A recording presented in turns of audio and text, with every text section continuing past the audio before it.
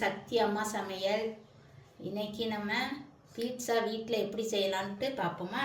அதுக்கு ஒரு கப் தண்ணி எடுத்து வச்சுவிடுங்க. அதுக்கு பிறகு 1.5 ஸ்பூனு சீனி இதுக்குள்ளே போட்டுக்கலாம். அதை கலக்கி விடுங்க, நல்லா கரையட்டும். அப்படி தண்ணி கொஞ்சம் வெது வெதுப்பாக கை இப்படி வச்சா சுடுறாப்புல இருக்கணும்.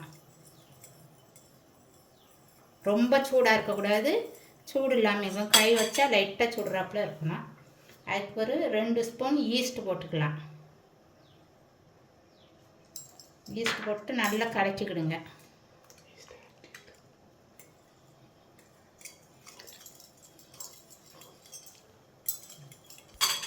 இந்த அளவு கலக்கிக்கிடுங்கம்மா. அதுக்கு பிறகு அது பொங்கி வரும். ஒரு 5 நிமிஷம் அப்படியே விட்டுருங்க.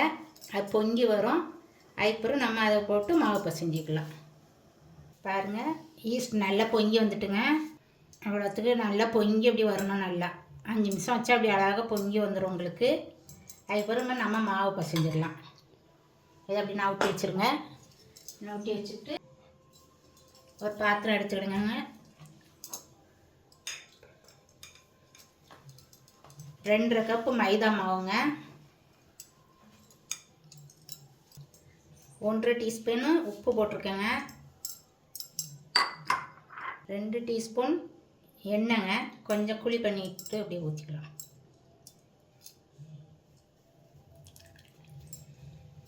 எண்ணெய் ஊற்றிட்டு நல்லா கலந்துக்கிடுங்க. எல்லாம் ஒன்று சேர்றப்பல நல்லா கலந்து வச்சுடுங்க.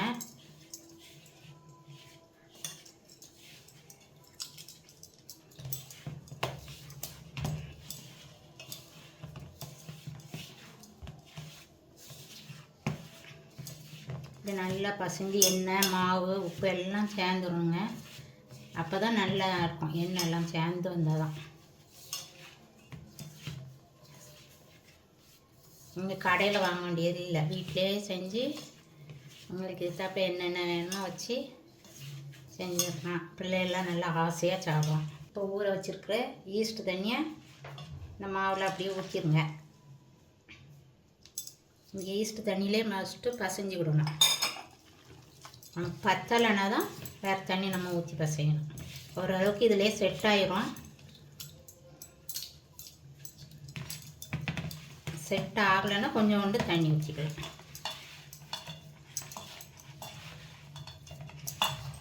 எனக்கு இதிலே தண்ணி கரெக்டாக வந்துடுச்சு. இந்த அளவு போதும் நம்மளுக்கு தண்ணி. இந்த அளவு பசைஞ்ச பிறகு நம்ம கிச்சன் மேடையில் நல்லா க்ளீன் பண்ணிவிட்டு அதில் போட்டு நல்லா இழுத்து பசையணும். அப்படின்னா நல்லாயிருக்கும், மெதுவாக வரும். கிச்சன் மேடையை நல்லா க்ளீன் பண்ணிவிட்டு கொஞ்சம் மாவு போட்டுக்கோங்க. மைதா மாவு போட்டுக்கிட்டு இப்படி நல்லா இழுத்து பசைங்க. அப்போ தான் மாவு பீட்சாவுக்கு நல்லா வரும்.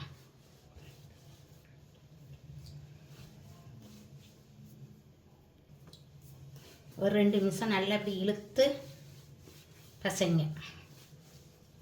கொஞ்சம் அப்படியே அப்பப்போ கொஞ்சம் இப்படி லைட்டாக மாவுக்கு போட்டுட்டு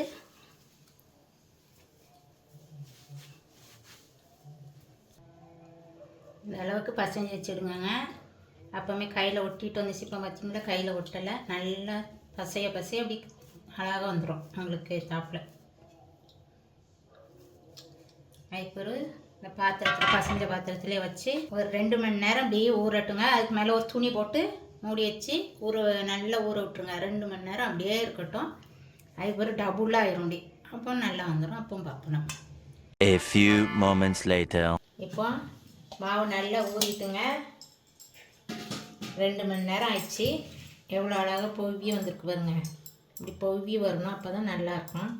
இன்னொன்று பக்கம் பசைஞ்சிட்டு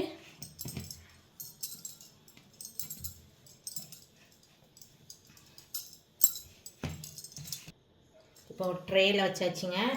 இப்படி நல்லா அமுக்கி, ரொம்ப ஒல்லியாகவும் பண்ணாதீங்க, ரொம்ப திக்காகவும் பண்ணாதீங்க, மீடியம் சைஸாக இருக்கட்டும். நல்லா விரித்து விட்ருங்க. அப்படி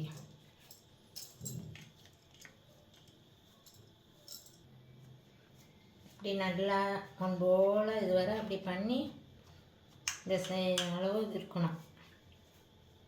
ரொம்ப நைஸாக வச்சுட்டிங்க கண்ணாடி போல் வச்சா நல்லா இருக்காதுங்க.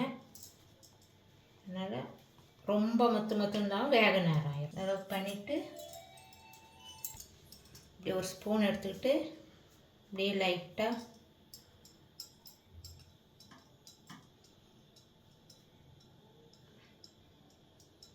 இப்போ பீஸா சாஸ் எடுத்து இது மேலே ஊற்றி இப்படி எல்லா இடமும் படுற மாதிரி தடவிடுங்க.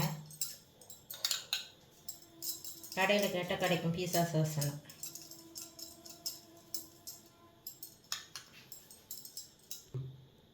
பெரு வெங்காயத்தை இப்படி நீளமாக கட் பண்ணி வச்சுக்கிடுங்க. வச்சுட்டு இப்படியே அடுக்கி விட்ருங்க.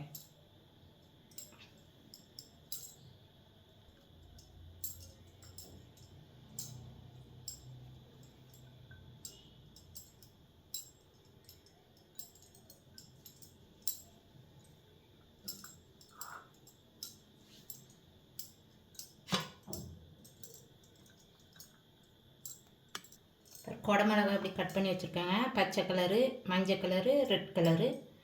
அதையும் இப்படி இப்போ கேப் இருக்கிற இடத்துல வச்சுக்கிடுங்க. இதில் காளான் இருந்தால் காளானும் வைக்கலாம், காலிஃப்ளவர் இருந்தால் காலிஃப்ளவர் வைக்கலாம், இல்லைன்னா சிக்கன் இருந்தால் சிக்கன் செஞ்சு வைக்கலாம், நல்லாயிருக்கும். அதுவும் அவங்களுக்கு எது இஷ்டமோ அதெல்லாம் எடுத்து வச்சுக்கலாம். மல்லியும் வருது பசங்களுக்கு. இதேமாதிரி செஞ்சு கொடுத்தா நல்லா சாப்பிடுவாங்க.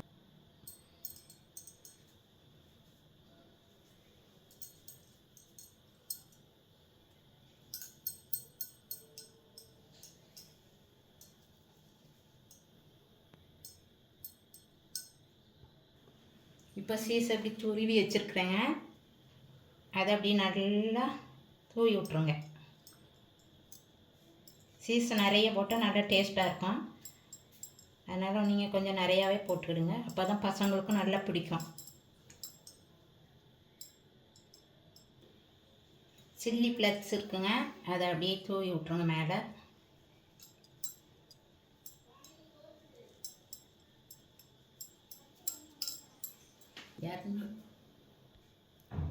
இப்போ மைக்ரோவனை 230 டிகிரி ஃப்ரீ ஹீட் பண்ணி வச்சுக்கிடுங்க. அதுக்கு ஒரு 30 நிமிஷம் வச்சு எடுத்துக்கலாம். இப்போ மைக்ரோவனுக்குள்ள வச்சுக்கலாங்க.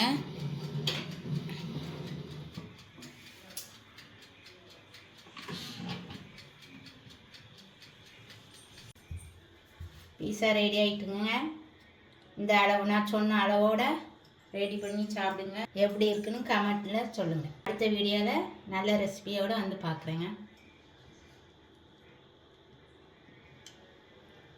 பாருங்கள் எவ்வளோ அழகாக வந்திருக்குங்க.